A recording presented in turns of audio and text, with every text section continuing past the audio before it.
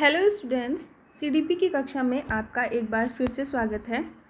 पिछली कक्षा में हमने personality and individual differences chapter के तहत पर्सनालिटी को डिफाइन करने वाले विभिन्न कारकों के बारे में पढ़ा था। आज हम पढ़ेंगे कि पर्सनालिटी को हम चेक कैसे करते हैं, यानी कि different types of personality test, और उसके बाद उनका हम समायोजन कैसे करेंगे, यानी कि एडजस्टमेंट कैसे करेंगे। तो चलिए शुरू करते हैं। सबसे पहले मेथड ऑफ पर्सनालिटी मेजरमेंट, यानी कि व्यक्तित्व को के मापन की विधियाँ। किस तरह से हम जानेंगे कि कोई व्यक्ति इंट्रोवर्ट है, एक्सट्रोवर्ट है या एम्बिवर्ट है, यानी अंतर्मुखी है, बहिर्मुखी है या फिर उभयमुखी है। अब जानना ही क्यों है? क्योंकि जिस तरह का बच्चा होगा, जिस तरह की उसकी पर्सनालिटी होगी, हमें उसी तरह का अप्रोच करना पड़ेगा उसको पढ़ाने के लिए या उसको ज्ञान देने के लिए। इसलिए हमें पर्सनालिटी टेस्ट की ज़रूरत पड़ती है। हमें ये जांचना होगा कि सामने वाले की पर्सनालिटी कैसी है। तो देखिए, पर्सनालिटी क्या है, ये सारी चीज़ें तो हम पढ़ लिए थे। इसके सारे टाइप्स, यानी कि व्यक्तित्व के अनेकशील गुणों का संगठन माना जाता है, यानी कि किसी के अंदर कौन कौन से गुण हैं, यही उसकी पर्सनालिटी है। और सबसे पहले 1880 में फ्रांसिस गॉल्टन ने व्यक्तित्व मापन के लिए प्रश्नावली विधि का निर्माण करके उसका प्रयोग किया था। उसके बाद सबसे पहली परिसूची वुडवर्ड ने 1918 में बनाई थी। उसका उद्देश्य क्या था उस समय, कि जो सैनिक हैं उनकी संवेगात्मक अस्थिरता का पता लगाना, यानी कि सैनिकों के लिए पर्सनालिटी टेस्ट सबसे पहले किसके लिए बनाया गया था? सैनिकों के लिए बनाया गया था। मनोवैज्ञानिक रेमंड कैटल ने व्यक्तित्व के मापन के लिए 16 पीएफ सिद्धांत प्रस्तुत किया। इंपॉर्टेंट है, आप ध्यान रखेंगे नाम और सिद्धांत का भी नाम, मनोवैज्ञानिक का नाम, सिद्धांत का नाम, दोनों याद रखेंगे। उस समय से लेकर के अभी तक अब इसमें और भी चेंजेस किए जा रहे हैं। तो अलग अलग जो विधियां हैं उनके बारे में देख लेते हैं। सबसे पहली है आत्मनिष्ठ विधि, यानी कि सब्जेक्टिव मेथड। दूसरा है वस्तुनिष्ठ मेथड और तीसरा है प्रक्षेपी विधि। यानी कि आत्मनिष्ठ में, सब्जेक्टिव मेथड में क्या होगा कि आपको, जैसा कि नाम ही है, आपको डिटेल में कुछ आपको क्वेश्चन दे दिए गए जिसके बारे में आपको आंसर लिखना है। आपको अपने बारे में कुछ लिखने के लिए बोल दिया गया, आपसे इंटरव्यू ले लिया गया, या फिर आपके जीवन का इतिहास लिया गया, केस स्टडी कि आपके साथ क्या क्या हुआ, आपकी पढ़ाई कहाँ हुई, आगे आपका करियर क्या है। या फिर बच्चे की अगर हम बात करें तो बच्चे के बारे में भी हम केस स्टडी क्या कर सकते हैं कि बच्चा जो उसका किन परिवेश में उसका जन्म हुआ है, उसके फैमिली मेम्बर्स कितने हैं, क्योंकि हमने देखा ना कि पर्सनालिटी में ये सारी चीज़ें इफ़ेक्ट डालती हैं कि व्यक्ति का परिवेश कैसा है, उसके पेरेंट्स कैसे हैं। तो हम एक तो केस स्टडी करके पता कर सकते हैं कि अगर कोई बच्चा है तो उसके घर परिवार से हम, अगर जैसे हम for example parent teacher meeting में बात करते हैं तो हम क्या पता लगाते हैं, हम पेरेंट्स को देख के हम कहीं ना कहीं अंदाज़ा लगा लेते हैं कि अगर पेरेंट्स ऐसे हैं, घर का माहौल ऐसा है, तो बच्चे की पर्सनालिटी कैसी होगी। उसी तरह से प्रश्नावली विधि भी है, कुछ क्वेश्चन आंसर करके हम सामने वाले के मन की बात जान सकते हैं। आत्मकथा के लिए हम उससे कह सकते हैं कि अपने बारे में कुछ लिखो या अपने बारे में बताओ, और इस तरह से हम निरीक्षण करके किसी की पर्सनालिटी को जज कर सकते हैं। दूसरा है वस्तुनिष्ठ विधि, यानी कि ऑब्जेक्टिव मेथड। इसमें हम क्या करते हैं कि कुछ चीज़ों को हमने, कुछ परिस्थितियाँ दी, उसमें हमने रेटिंग करने को बोला। तो जैसा आपने कभी क्विज भी खेला होगा, उसमें आपने किन चीज़ों को कितनी रेटिंग दी है, उसके हिसाब से हम पता लगा सकते हैं। जैसे कि हमने आपसे कुछ क्वेश्चंस पूछे कि आपको बाहर घूमना कैसा लगता है, लोगों से बातें करना कैसा लगता है, इसको आप पॉइंट्स में बताओ। यानी कि आपको 1 to 5 रेटिंग करनी है, तो आपको घूमना कितना पसंद है, आपने 2 पॉइंट्स दिए। आपको किताबें पढ़ना कितनी पसंद है, आपने सपोज 4 पॉइंट दिए। तो इस तरह के जो मेथड होते हैं उसको हम ऑब्जेक्टिव मेथड कहते हैं।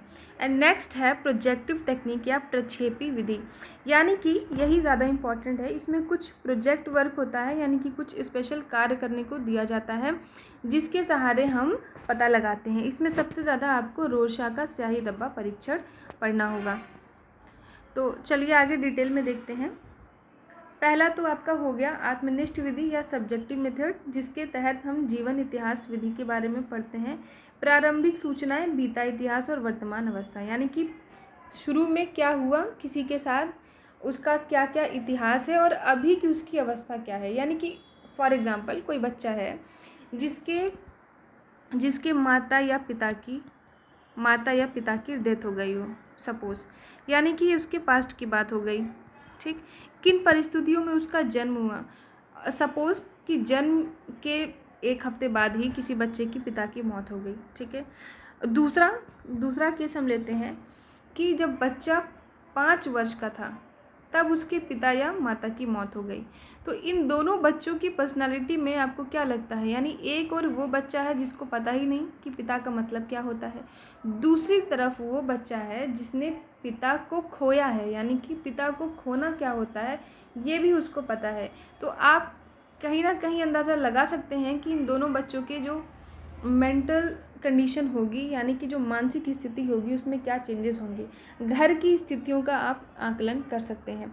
और अभी आपने देखा कि वर्तमान में इनकी घर की स्थितियां क्या हैं, इन सब को कंबाइंड करते हुए, कंपाइल करते हुए आप किसी की पर्सनालिटी को जज कर सकते हैं, क्योंकि जो भी घटनाएं किसी व्यक्ति के साथ हुई हैं उसका जो रिएक्शन है वही उस पर्सन की पर्सनालिटी में दिखाई देता है। यानी जिसके साथ जो घटित हुआ है उसके बदले उसने क्या रिएक्शन किया। जैसे मैंने आपको एक एग्जांपल दिया था कि आप एक तरफ गाजर उबालो, अंडा उबालो, ठीक है, और पानी उबालो, तो गाजर जो पहले सख्त थी उसको गर्म करने के बाद ये मुलायम हो जाती है। ठीक है, दूसरी ओर अंडा जो ऐसे टूटकर बिखर जाता, अब बॉईल करने के बाद वो टूटकर बिखरेगा नहीं, यानी कि मजबूत हो गया, और पानी पे ज़्यादा असर नहीं पड़ा, भाप बना, वापस से फिर से वो पानी में कन्वर्ट हो सकता है। यानी कि 3 तरह की जो पर्सनालिटी होती हैं वो क्या है, हमने एक ही कंडीशन लागू की, अब इनकी पर्सनालिटी हमको कैसे दिखी, हमने तीनों को एक ही परिस्थिति में रखा, यानी कि उबाला, और उस परिस्थिति के बाद इन्होंने क्या रिएक्शन दिया, वही उसी से हम इनकी पर्सनालिटी को जज कर पाएँ। तो किसी मनुष्य के साथ क्या घटनाएं घटी हैं ये जान लेने पर, और अभी उसकी वर्तमान में उसकी क्या कंडीशन है, क्या घटनाएं उसके साथ घटित हो रही हैं, ये जान लेने से हम 80% पता कर सकते हैं कि मनुष्य की पर्सनालिटी कैसी होगी। नेक्स्ट है साक्षात्कार विधि या इंटरव्यू मेथड, यानी कि हम इंटरव्यू लेकर के भी सामने वाले की सोच का, ना केवल सोच का बल्कि उसके हाव भाव, बैठने के तौर तरीके, बातचीत करने के तरीके, किस क्वेश्चन पर सामने वाला कैसे रिएक्ट कर रहा है, उसके जो फेशियल एक्सप्रेशन होते हैं, इन सब से भी बहुत सारी चीज़ों का पता लगाया जा सकता है, यानी कि पर्सनालिटी के एस्पेक्ट दिखाई देते हैं। नेक्स्ट है प्रश्नावली विधि। तो किसी व्यक्ति से सिंपल हमने कुछ क्वेश्चन पूछे जिसमें उसको हाँ या ना में जवाब देना है। इस तरह के प्रश्नों से भी हम किसी की पर्सनालिटी को जज कर सकते हैं, और इससे जैसे कि व्यक्ति में आत्मविश्वास है कि नहीं, कितना सामाजिक है, अंतर्मुखी है कि बहिर्मुखी है, इन सारी चीज़ों की जानकारी मिल जाती है। नेक्स्ट है आत्मकथा विधि। इसमें 3 टाइप हैं। पहला तो हमने निर्देश दे दिया कि आपको अपने बारे में कौन कौन सी चीज़ें बतानी है, यानी कि आपको फैमिली के बारे में ज़्यादा बताना है, या आपको अपनी पढ़ाई लिखाई के बारे में ज़्यादा बताना है, या आपके साथ जो घटनाएं हुई किसी विशेष मुद्दे के बारे में। एक तो निर्देशित आत्मकथा हो गया। दूसरा, सामने वाले की अपनी मर्जी है, कोई बंधन नहीं है, वो जो चाहे अपने बारे में लिख सकता है। और तीसरा यानी कि मिश्रित आत्मकथा, तो इसमें दोनों का मिश्रण है, यानी कि थोड़ा सा हम निर्देश देंगे लेकिन उसमें हम सामने वाले को बांधेंगे नहीं, वो फ्री भी होगा अपने बारे में, यानी कि हमने जो उसको गाइडेंस दिया उस गाइडेंस के अकॉर्डिंग उसको लिखना है, वो अपने अकॉर्डिंग लिखेगा, लेकिन हमने जो निर्देश दिया है उसको ध्यान में रखते हुए लिखेगा। तो इसमें आपको ध्यान रखना है कि ऑटोबायोग्राफी यानी कि आत्मकथा कितने प्रकार की होती है। तो याद रखेंगे 3 प्रकार की होती है, निर्देशित, अनिर्देशित और मिश्रित। नेक्स्ट है अवलोकन या निरीक्षण विधि, यानी कि सिंपल आपको सामने वाले को ऑब्जर्व करना है, उसकी छोटी छोटी हरकतों को, उसकी बातों को, इन सारी चीज़ों को आप ऑब्जर्व करोगे तो भी आपको कहीं ना कहीं सामने वाले की पर्सनालिटी पता चल जाएगी। जैसे स्कूल में जो टीचर होता है वो कोई पर्सनालिटी टेस्ट तो नहीं लेता, बच्चे का पर्सनालिटी टेस्ट नहीं लेता, लेकिन वो रोज़ जब पढ़ाता है तो कहीं ना कहीं बच्चों की जो हरकतें हैं उनको ऑब्ज़र्व करता है, उनका निरीक्षण या अवलोकन करता है। नतीजा उसको पता होता है कि कौन सा बच्चा बदमाश है, कौन सा बच्चा पढ़ने में तेज़ है, कौन सा बच्चा अंतर्मुखी है, कौन सा बच्चा बहुत कॉन्फिडेंट है, सोशल है। ये सारी चीज़ें उसको पता होती हैं just because of observation method, यानी कि क्या करने की वजह से, अवलोकन या निरीक्षण करने की वजह से। नेक्स्ट है वस्तुनिष्ठ विधि या ऑब्जेक्टिव मेथड। अब इसमें क्या होता है, निर्धारण मापनी विधि है, यानी कि इसमें रेटिंग स्केल मेथड का यूज़ किया जाता है अलग अलग तरह से आपको, जैसे कि फॉर एग्जांपल इसमें छात्रों की उपस्थिति का मूल्यांकन किया जाता है। बच्चा कितने दिन स्कूल आता है, आप उसको कितनी रेटिंग देते हो, या फिर रिपोर्ट कार्ड बनाते हो ना, तो रिपोर्ट कार्ड में भी उसको ग्रेड्स देते हो, पॉइंट्स देते हो, ठीक है, ABC ग्रेड दे दिया या पॉइंट दे दिया, तो ये किस बेसिस पर देते हो, इसी बेस पे कि जैसे अटेंडेंस में अगर आपको किसी को ग्रेडिंग देनी है या पॉइंट्स देने हैं तो बच्चा कितना ज़्यादा प्रेजेंट हुआ उसके अकॉर्डिंग आपने दे दिया, बच्चा कितना बदमाशी करता है, क्लास में क्वेश्चंस के कितने आंसर देता है, इन सब के अकॉर्डिंग आप इन सारे मापदंड को ध्यान में रखते हुए आप उसको रेटिंग देते हो। तो यही आपकी रेटिंग स्केल मेथड है। दूसरा है समाजमिति मेथड, यानी कि सोशियोमेट्रिक मेथड। ये राइनस्टोन आदि के अनुसार समाजमितियाँ किसी समूह के सदस्यों के बीच किसी विशेष समय पर मौजूद पारस्परिक संबंध को जानने का साधन है। यानी एक तो आपने खुद रेटिंग कर दी, दूसरा आप बच्चे से खुद बोल सकते हो कि तुम ही अपने आप को पॉइंट दो, आप देख सकते हो कि अच्छा उसने अपने बारे में वो क्या सोचता है। तीसरा क्या है कि आप क्लास के बच्चों से, यानी कि कोई एक क्लास में बच्चा हो, सपोज क्लास में एक बच्चा ए है, आपको इसकी पर्सनालिटी जाननी है और क्लास में आपके सपोज 25 बच्चे हैं और 25 में से 20 बच्चे ए सहित प्रेजेंट हैं, तो आपने 19 बच्चों से बोला कि आप ए के बारे में रेटिंग करो, ये ए कैसा है, यानी कि बहुत सोशल है कि नहीं, आपने अलग अलग टर्म्स दे दिए, इसमें ये पढ़ाई में कितना तेज़ है, या फिर इसकी मेमोरी कैसी है, ये दूसरों की हेल्प करता है कि नहीं, यानी कि कोऑपरेटिव है कि नहीं, इमोशनल है कि नहीं, ऐसे आपने कुछ 10-12 पॉइंट दे दिए और इन 19 बच्चों से बोला कि ए के बारे में रेटिंग करो। तो जिस बच्चे ने, सभी बच्चे अपने अकॉर्डिंग रेटिंग करेंगे, यानी वो भी ऑब्जर्व कर रहे होंगे जब साथ में रह रहे हैं, तो जिस बच्चे ने, यानी कि जिस बच्चे के बारे में आप रेटिंग करा रहे हो, अब सपोज करो कि सोशल वाले पॉइंट में इसको सबसे ज़्यादा रेटिंग मिले, तो इसका मतलब ये बच्चा कैसा होगा, सोशल होगा, डेफिनेटली होगा, क्योंकि इतने सारे लोग जो रेटिंग कर रहे हैं, बता रहे हैं, उन्होंने गलत नहीं ऑब्जर्व किया होगा। यानी कि मेजॉरिटी जिस ओर इशारा करेगी, जिस पर्सनालिटी की ओर, या सपोज आपने केवल इतना ही बोल दिया कि अच्छा बताओ ए बच्चा इंट्रोवर्ट है यानी अंतर्मुखी है, एक्सट्रोवर्ट है यानी बहिर्मुखी है, या फिर एम्बीवर्ट है, और इसको सबसे ज़्यादा यानी कि 19 में से सपोज करो 11 बच्चे ने रेटिंग की कि ये एक्सट्रोवर्ट है, तो जाहिर सी बात है बच्चा क्या होगा, एक्सट्रोवर्ट होगा। यानी कि एक समूह की विधि है, सोशियोमेट्रिक मेथड है, जिससे कि हम किसी की पर्सनालिटी को जज कर सकते हैं। नेक्स्ट है शारीरिक परीक्षण। अब इसमें क्या करते हैं कि अलग अलग यंत्रों की सहायता से किसी व्यक्ति के शारीरिक लक्षणों का अध्ययन किया जाता है। प्लेंथिसोमोग्राफ, इलेक्ट्रोकार्डियोग्राफ, स्फिग्मोग्राफ, न्यूमोग्राफ, साइको गैल्वेनोमीटर। यानी कि अभी हमने ऊपर देखा था कि मनुष्य जैसा होता है उसका जो शरीर है उसी के अकॉर्डिंग चेंज हो जाता है, या फिर जैसा शरीर होता है वैसा ही व्यक्ति का मन भी हो जाता है। तो अगर हम शारीरिक परीक्षण भी करें तो इससे हम पता लगा सकते हैं कि सामने वाले की पर्सनालिटी कैसी होगी। जैसे कि अभी हमने एक देखा था कि जो बहुत पॉजिटिव पर्सन होगा उसके में जो ब्लड में, यानी कि जो खून की अधिकता होगी या ब्लड लेवल ज़्यादा होगा।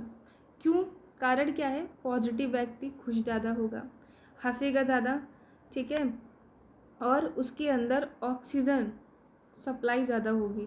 यानी कि ब्लड लेवल अगर कम भी है तो भी ऑक्सीजन लेवल ज़्यादा होगा, क्योंकि वो बहुत ज़्यादा पॉजिटिव है, वो लंबी सांसें ले रहा है। जबकि आपने देखा होगा जब आप टेंशन में होते हो तो आपकी सांसें इतनी गहरी नहीं होती, इसीलिए लोग कहते भी हैं जब कोई टेंशन में होता है कि गहरी सांस लो, रिलैक्स फील करोगे, क्योंकि टेंशन में रहने वाले में ऑक्सीजन का लेवल कम हो जाएगा, वो चिड़चिड़ा हो जाएगा। दूसरी ओर जो खुश रह रहा है उसके में ऑक्सीजन लेवल ज़्यादा है और वो ज़्यादा हंसमुख भी रहेगा।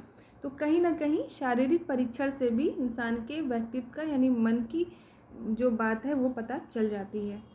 नेक्स्ट है परिस्थिति परीक्षण विधि। इस विधि में व्यवहार परीक्षण विधि का ही ये अंग है और इस विधि में व्यक्ति को किसी विशेष परिस्थिति में रखकर उसके व्यवहार के गुण की जांच की जाती है। यानी कि इसमें कोई एक कंडीशन दी जाती है, जैसा कि अभी मैंने ऊपर एग्जांपल दिया था आपको गाजर का, पानी का और अंडे का। तो इस तरह से आपके साथ कोई एक सिचुएशन क्रिएट कर दी जाएगी और आप उस सिचुएशन में किस तरह से रिएक्ट करते हो इसके अकॉर्डिंग आपकी पर्सनालिटी जज हो जाएगी। जैसे एक सीरियल आता है बिग बॉस, शायद आपने देखा होगा। इसमें क्या करते हैं, अलग अलग तरह के लोगों को और उनको कुछ टास्क दिए जाते हैं, जानबूझ करके कुछ ऐसी सिचुएशन क्रिएट की जाती है कि उनमें लड़ाइयाँ हों और फिर हम उन लड़ाइयों के बाद जिसकी जो पर्सनालिटी होती है, जो टास्क होता है, उसमें लोगों की अलग अलग पर्सनालिटी बाहर निकल के आती है। तो सिचुएशन टेस्ट मेथड में कोई सिचुएशन यानी कोई परिस्थिति उत्पन्न की जाती है और व्यक्ति जैसा व्यवहार करता है उसके अकॉर्डिंग उसकी पर्सनालिटी को जज किया जाता है। मे एवं हार्ट शोर ने अपनी पुस्तक स्टडीज़ इन डिसीव में इस विधि के प्रयोग के अनेक उदाहरण दिए हैं। तो आपको ये बुक और मनोवैज्ञानिक दोनों का नाम ध्यान में रखना है। नेक्स्ट है पर्सनैलिटी इन्वेंट्रीज या व्यक्तित्व सूचियाँ। तो शिक्षा और मनोविज्ञान में व्यक्तित्व के मापन में व्यक्तित्व सूचियों का प्रयोग व्यापक रूप से किया जाता है। सूची एक प्रश्नावली का ही रूप है, यानी कि इसमें भी कुछ क्वेश्चंस की एक लिस्ट बनी होती है। ठीक है, विभिन्न कथनों या प्रश्नों का संकलन होता है जिनको भर करके आप किसी की पर्सनालिटी को चेक कर सकते हैं। यानी कि कुछ क्वेश्चंस होते हैं जिसको आपको फिल करना होता है और उन जो क्वेश्चंस के आपने आंसर्स दिए हुए हैं यानी जिनमें आपने टिक किया है उस हिसाब से आपकी पर्सनालिटी चेक की जाएगी।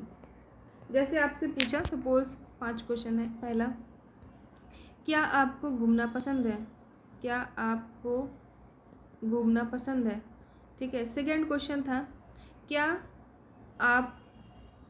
आपके बहुत सारे दोस्त हैं या क्या आपके 20 से ज़्यादा दोस्त हैं? ऐसे क्वेश्चन। तीसरा, आपसे क्वेश्चन पूछ लिया कि क्या आप अकेले में रहना पसंद करते हैं? फिर आपसे पूछा कि क्या आपको फास्ट फूड खाना पसंद है? ठीक है। नेक्स्ट आपसे पूछ लिया कि आपको आपका फेवरेट काम क्या लोगों से बातें करना है? ठीक है। अब आपने इनके आंसर दिए।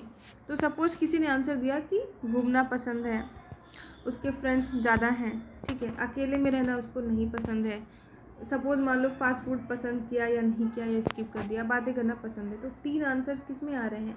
ये 3 आपकी एक्सट्रोवर्ट पर्सनैलिटी है। यानी इन आंसर्स के बेसिस पर आप क्या डिसाइड कर दोगे कि सामने वाला जो है वो बहिर्मुखी उसका व्यक्तित्व है, यानी कि वो एक्सट्रोवर्ट पर्सनैलिटी है। तो ये कुछ मेथड हो गए। अब नेक्स्ट है प्रोजेक्टिव टेक्निक या प्रक्षेपी विधि। तो प्रक्षेपण का शाब्दिक अर्थ ये है कि व्यक्ति अपने को उभार कर ही सामने लाए। सन 1911, प्रक्षेप का मतलब ही फेंकना होता है। 1911 में फ्रायड ने भ्रांति की व्याख्या करते हुए शब्द का उल्लेख किया था। मोस्ट इम्पॉर्टेंट मनोवैज्ञानिक का नाम है, ध्यान रखिएगा। किसने? फ्रायड ने भ्रांति की व्याख्या की थी। उन्होंने कहा था कि एक प्रकार की रक्षा युक्ति है और प्रक्षेपण का संबंध दमित इच्छाओं से है। व्यक्ति के अचेतन में इन दमित इच्छाओं का रूपांतर हो जाता है जिसके द्वारा उसकी पर्सनालिटी में ये सारी चीज़ें अप्रत्यक्ष रूप से देखी जाती हैं। यानी कि तो जैसे कि अगर कोई व्यक्ति अपनी फीलिंग्स या इमोशंस को बहुत टाइम से दबा रहा हो, यानी कि बाहर ना निकाल पा रहा हो, तो एक समय बाद ये विस्फोटक के रूप में बाहर आते हैं। जैसे फॉर एग्जांपल, चलो सपोज एक बहू का एग्जांपल ले लेते हैं। ठीक है, बहू का एग्जांपल ले लेते हैं। जनरली क्या होता है कि जो नई नवेली बहू रहती है, तो ऐसा मैक्सिमम की बात कर रही हूँ, सबकी नहीं, तो बहुत सीधी सादी होती है। ठीक है, बहुत सीधी सादी होती है। अब इसकी इच्छाओं को बहुत ज़्यादा दबा दिया जाता है, यानी कि उस पर इतना प्रेशर, इतनी ज़्यादा रिस्पॉन्सिबिलिटी या कह सकते हो ताने या जो भी चीज़ें होंगी, तो उन चीज़ों को वो बर्दाश्त करते करते करते करते जब उसका अचेतन मन होता है ना, मतलब ऐसे तो वो किसी ने उसको ताने मारे फिर वो भूल गई, लेकिन उसके अचेतन मन में ये सारी चीज़ें क्या होती रहती हैं, धीरे धीरे करके स्टोर होती रहती हैं। तो वो 1-2 साल तक तो ठीक रहती, लेकिन फिर धीरे धीरे ये क्या करते हैं, हिचकोले मारने लगते हैं। ये जो उसके अचेतन मन है, फिर उसके बाद वो कैसी हो जाती है, चिड़चिड़ी हो जाती है, फिर वो लड़ाकू हो जाती है। ठीक है, फिर धीरे धीरे उसकी पर्सनालिटी में ये चीज़ें यानी ये चेंजेस देखने को मिलते हैं। दूसरा एक एग्जांपल ले सकते हैं, जैसे कि कोई एक आदमी है और सपोज़ कि वो तकरीबन 10 वर्ष से, मान लो सपोज़ करो वो 10 वर्ष से किसी गवर्नमेंट जॉब की तैयारी कर रहा हो या किसी भी उसको जॉब ना मिल रही हो, तो अब ये व्यक्ति कैसा होगा आप बताओ। 10 वर्ष तक इसने क्या किया होगा, अपनी इच्छाओं को दबाया होगा इसने, कि इसको लोगों ने ताने मारे होंगे, ये सारी चीज़ें इसके अचेतन मन में इकट्ठा होती रहती होंगी। 10 वर्ष के बाद सपोज इसकी नौकरी लग भी जाती है, ठीक है, लेकिन 10 वर्षों तक इसने जो अपनी इच्छाओं को दबाया होगा, अपने सारे पसंद नापसंद, अपने शौक़ को दबाया होगा, या इसने जितने भी ताने सुने होंगे, जो इसके साथ व्यवहार किया गया होगा, ये सब इसके अचेतन मन में कैद होगा। तो अब हालांकि अब तो इसकी नौकरी लग गई, लेकिन फिर भी इसकी पर्सनैलिटी में ये सारी चीज़ें दिखेंगी। यानी कि अब ये कैसा होगा, अवसादी होगा, बहुत डिप्रेस रहेगा, हमेशा टेंशन में रहेगा, चिड़चिड़ा होगा, गुस्से वाला होगा। क्योंकि 10 सालों के सफ़र में इसने जितनी चीज़ें अपने अचेतन मन में इकट्ठा कर ली हैं, अब वे उसका अचेतन मन अब इन चीज़ों को क्या करेगा, वापस प्रक्षेप यानी फेंकेगा। यानी जो चीज़ें इकट्ठा करके अचेतन मन में रखी गई, वो चीज़ें अब वापस से भरने के बाद, जब घड़ा भर गया, वो वापस से फेंकी जा रही हैं। तो 10 साल के बाद, अब इसकी नौकरी लगने के बाद भी इसके अचेतन मन में जो बोझ इकट्ठा था वो प्रक्षेप होता रहेगा। तो इन सब के बारे में फ्रायड ने बताया था। तो इससे भी हम पता लगा सकते हैं। अब प्रक्षेपी विधि में क्या है कि अगर कोई मनुष्य, हम पता लगा सकते हैं कि अगर कोई मनुष्य इस समय में बहुत चिड़चिड़ा है, तो हम कहीं ना कहीं उसके पास्ट का पता लगा सकते हैं कि पास्ट में उसके साथ कुछ घटनाएं ज़रूर इस प्रकार से घटित होंगी। या फिर कोई व्यक्ति अगर मान लो कि बहुत ही ज़्यादा हर छोटी बात पर रो देता है, तो कहीं ना कहीं ऐसा है कि उसके पुराने समय में उसके आंसुओं को दबाया गया होगा, यानी कि वो रोना चाहता था और रो नहीं पाया, ऐसा होगा। तो ये सारी चीज़ें भी हम प्रक्षेपी विधि में पता करते हैं। यानी कि आज के समय में जो उसके पर्सनालिटी में दिख रहा है, इससे हम उसके पास्ट का पता लगा सकते हैं, और पास्ट में जो उसके साथ हुआ हम पता लगा सकते हैं कि नेक्स्ट में, फ्यूचर में उसके पर्सनालिटी में क्या प्रक्षेप होगा। नेक्स्ट है अब कुछ विधियां हैं प्रक्षेपी विधियां, जैसे रोशा स्याही धब्बा परीक्षण, प्रासंगिक अंतर्बोध परीक्षण, बालकों का अंतर्बोध परीक्षण, ये सारी चीज़ें। तो ये आपका इम्पॉर्टेंट है, रोशा स्याही धब्बा परीक्षण। इस परीक्षण को स्विट्जरलैंड के मनोवैज्ञानिक हरमन रोशा द्वारा 1921 में प्रतिपादित किया गया था। ईयर ध्यान रखेंगे। इसमें 10 कार्ड होते हैं, जिसमें 5 काले होते हैं, और परीक्षण में गत्ते पर स्याही के 10 धब्बे होते हैं। 2 कार्डों पर लाल, काले और 3 कार्ड पर विभिन्न रंग की आकृतियाँ बनी होती हैं। तो इन कार्ड्स को फेंक करके आप कौन सा कार्ड चूज़ करते हो, उसके अकॉर्डिंग पता लगाते हैं। नेक्स्ट है प्रासंगिक अंतर्बोध परीक्षण। इसमें आपको फुल फॉर्म याद रखना है TAT का, थीमेटिक एपर्सेप्शन टेस्ट। इस परीक्षण का निर्माण हेनरी एवं मुरे ने हार्वर्ड विश्वविद्यालय में किया था। बाद में 1938 में क्रिस्टीना मॉर्गन के साथ मिलकर उन्होंने इस परीक्षण का संशोधन किया था। कुछ लोग इसे मुरे एवं मॉर्गन टेस्ट के नाम से भी जानते हैं। नेक्स्ट है बालकों का अंतर्बोध परीक्षण, यानी कि चिल्ड्रंस एपर्सेप्शन टेस्ट। यहाँ भी आपको फुल फॉर्म ध्यान रखना है। इसके द्वारा किशोर और प्रौढ़ों के व्यक्तित्व की जांच अच्छी तरह से की जाती है। और डॉक्टर लियोपोल्ड बैलक ने 1948 में 3 से 11 साल के बच्चों के लिए इस टेस्ट को प्रस्तुत किया था। इसमें 2 चीज़ें आपको ध्यान रखनी है। पहला तो ये कि कितनी उम्र के बालक के लिए ये टेस्ट किया गया है, और दूसरा आपको ये दोनों ही फुल फॉर्म याद रखने हैं। नेक्स्ट है शब्द साहचर्य परीक्षण, यानी कि वर्ड एसोसिएशन टेस्ट। इसमें क्या करते हैं, ये भी इसका प्रयोग फ्रायड ने किया था। इसमें कुछ निश्चित शब्द होते हैं जो एक एक करके व्यक्ति के सामने बोले जाते हैं। शब्द को सुनने के बाद उसके मन में जो शब्द आए उसी को बोलना होता है। जैसे फॉर एग्जाम्पल मैंने बोला चालू, और मैंने बोला कुछ राइमिंग वर्ड्स बनाओ, यानी कि कुछ ऐसे वर्ड बनाओ जो चालू से रिलेटेड हो। या फिर सिंपल मैंने बोला चालू, अब कोई एक शब्द आप बताओ। तो अब जो भी शब्द आपके मन में आया उसके अकॉर्डिंग हम आपकी पर्सनालिटी को कहीं ना कहीं जज कर पाएंगे। जैसे किसी ने बोला चालू आदमी, ठीक है, किसी ने बोला चालू औरत, और किसी ने बोला चालू लोमड़ी। तो जिसके मन में आदमी या औरत आया होगा, कहीं ना कहीं उसके लाइफ में कुछ एक्सपीरियंस होंगे जिसमें उसने इस तरह के कुछ छल कपट झेले होंगे। अब इन लोगों की, जिन लोगों ने आदमी या औरत बोला होगा, उनकी पर्सनैलिटी कैसी होगी, यानी वो कभी ना कभी धोखा खाए हैं। धोखा इन द सेंस कि किसी भी बातों से धोखा खाए हुए होंगे। तो ये कहीं ना कहीं जिसने लोमड़ी बोला होगा उससे ज़्यादा मैच्योर होंगे, ठीक है, क्योंकि जिसने लोमड़ी बोला है वो अभी बहुत इनोसेंट टाइप का होगा, और वहीं जिसका इन लोगों से सामना हो चुका है वो कहीं ना कहीं थोड़ा ज़्यादा मैच्योर होगा। तो आपके मन में क्या शब्द आया, एक शब्द को सुन करके उससे भी आपकी पर्सनालिटी कहीं ना कहीं चेक हो जाती है। जैसे मैंने दूसरा वर्ड बोला, सपोज जैसे मैंने आपको दूसरा वर्ड बोला गोल, ठीक है। अब किसी के मन में आया रोटी, गोल रोटी, किसी के मन में आया पृथ्वी, किसी के मन में आया गोल हो जाना, ठीक है। अब जिस व्यक्ति ने रोटी चूज़ किया होगा वो कैसा होगा, डेफिनेटली घरेलू पर्सन होगा। डेफिनेटली क्या होगा, घरेलू होगा या फिर खाने पीने का शौकीन होगा। नेक्स्ट है चित्र पूर्ति परीक्षण। इसमें पिक्चर को कंप्लीट करना होता है। रोटर ने 1950 में एक व्यक्ति पूर्ण परीक्षण विकसित किया जिसमें 40 वाक्य होते थे और व्यक्ति को अपनी ओर से उसको पूरा करना होता था, जैसे कि fill in the blanks type से, ठीक है। Fill in the blanks type के, जैसे कि आपसे कुछ वर्ड दे दिया और आपको आगे उसको चित्र को या फिर ब्लैंक को पूरा करना हो। फॉर एग्जांपल जैसा अभी ऊपर ही मैंने एग्जांपल दिया कि आपको एक शब्द बनाया था आपने, जुड़ा हुआ शब्द। अब दूसरा मैं आपको कोई एग्जांपल दे सकती हूँ, जैसे मैंने एक सेंटेंस लिखा कि हम सबको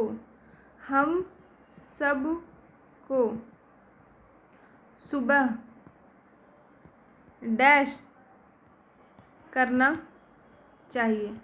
अब इसमें आप कुछ भरो। अब किसी ने लिखा प्रार्थना, किसी ने लिखा पढ़ाई, ठीक है, किसी ने लिखा व्यायाम, यानी कि सेंटेंस एक ही था लेकिन फिर आपने अलग अलग चीज़ें की। तो जो व्यक्ति प्रार्थना लिखा होगा वो कैसा होगा, वो कहीं ना कहीं धार्मिक पर्सनालिटी उसके अंदर ज़्यादा होगी।